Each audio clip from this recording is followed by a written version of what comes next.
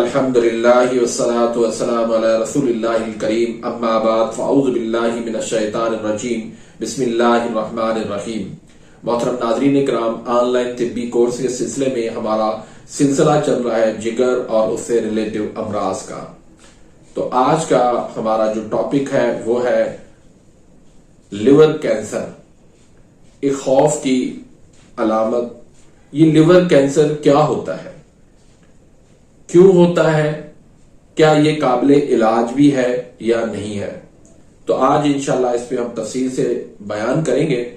اگر آپ نے میرے اس چینل کو سبسکرائب نہیں کیا یا آپ نئے آئے ہیں تو اس چینل کو آپ سبسکرائب کریں تاکہ میری ہر آنے والی لیٹسٹ ویڈیو کا نوٹیفیکیشن آپ تک پہنچ جائے اور آپ میری ویڈیوز سے مستفید ہوتے رہیں۔ اسی طرح ویڈیو کو لائک کرنا مت بھولیے گا، لائک ضرور کیجیے گا۔ سب سے پہلے ہم بات کرتے ہیں کہ لیور کا فنکشن کیا ہے، لیور کا کام کیا ہے۔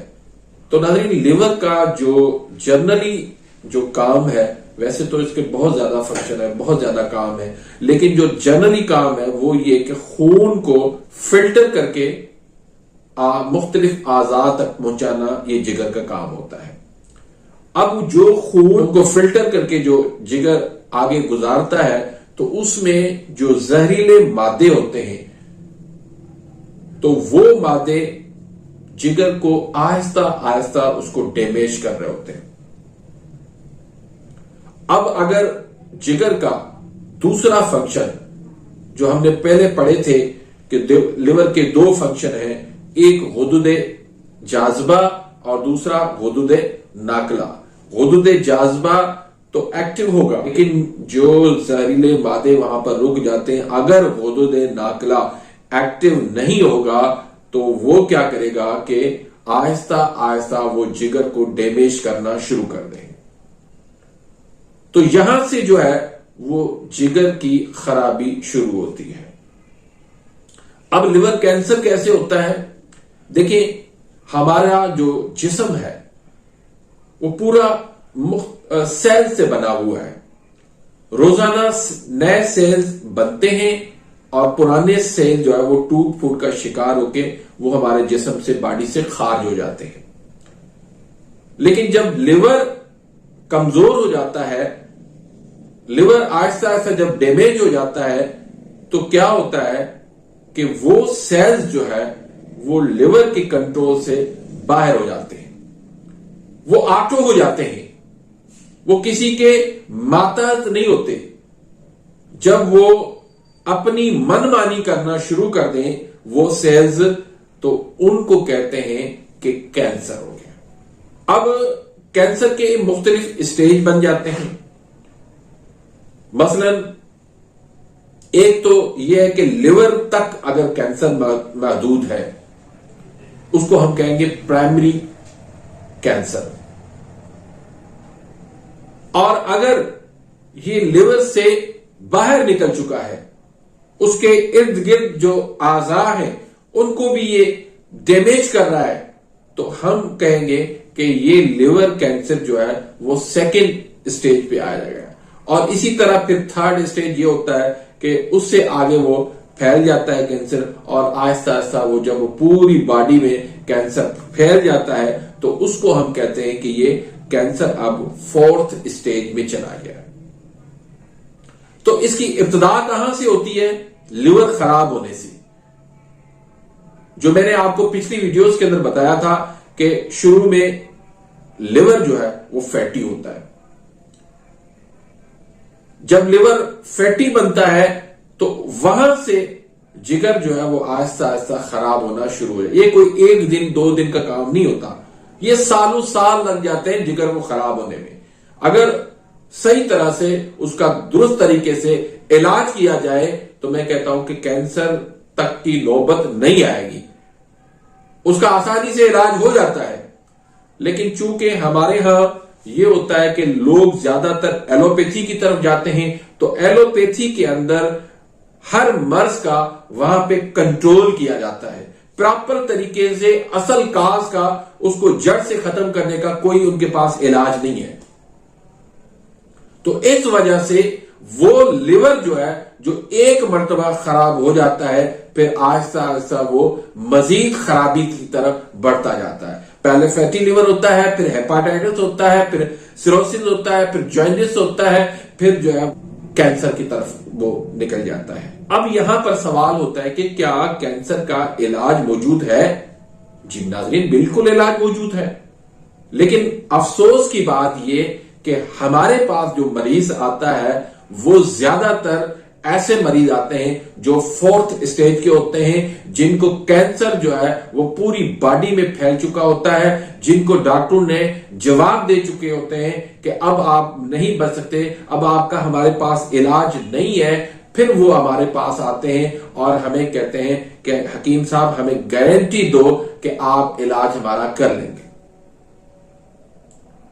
اب اس کنڈیشن کے اندر آپ خود بتائیں کہ جب لیور پورا ڈیمیج ہو چکا ہے، پوری باڈی جو ہے وہ کینسر کا شکار ہو چکی ہے، پوری باڈی کے اندر کینسر پھیل چکا ہے، اب ہم وہاں پر مریض کو کیا تسلی دیں، کیا گارنٹی دیں؟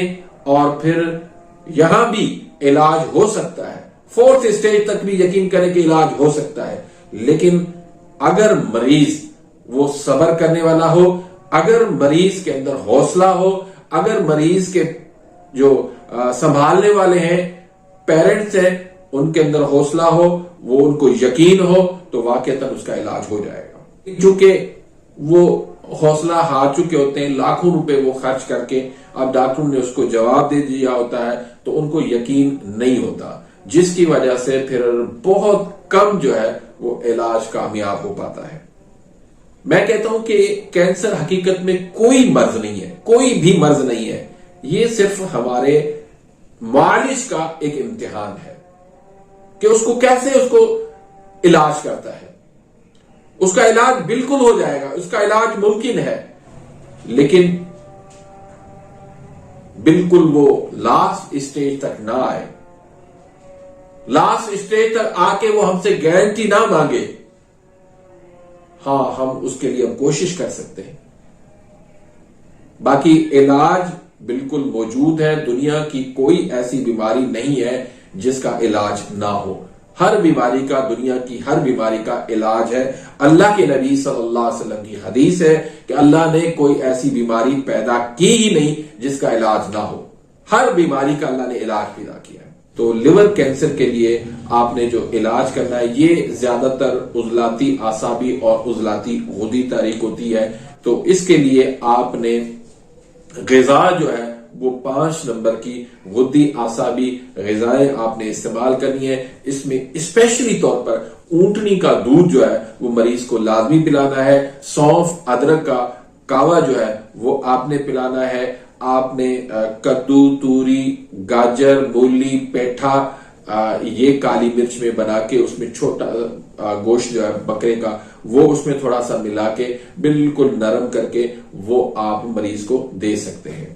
سنڈ 50 گرام لینی ہے، نوشادر 30 گرام لینی ہے، کالی مرچ آپ نے 10 گرام لینی ہے، سنا مکی کے خالی پتے جو ہے وہ ڈنڈیاں نکال کے 80 گرام لینی ہے. تو اس کا سفوف بنا کے 500 mg کے کیپسول بھر کے صبح، دوپہر، شام ایک ایک کیپسول پانی کے ساتھ دینا ہے، یا آپ نے اونٹنی کے دودھ کے ساتھ دینا ہے.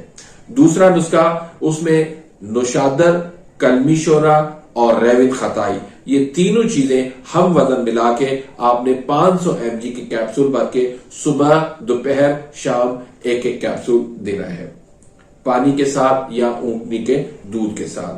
اسی طرح تیسرا نسخہ، سنڈ ہے، مرچ سیاہ ہے، الائچی چھوٹی ہے، فل دراز ہے، نوشادر ٹھکری ہے، یہ ساری جو ہے وہ ایک ایک تولہ کرنی ہے.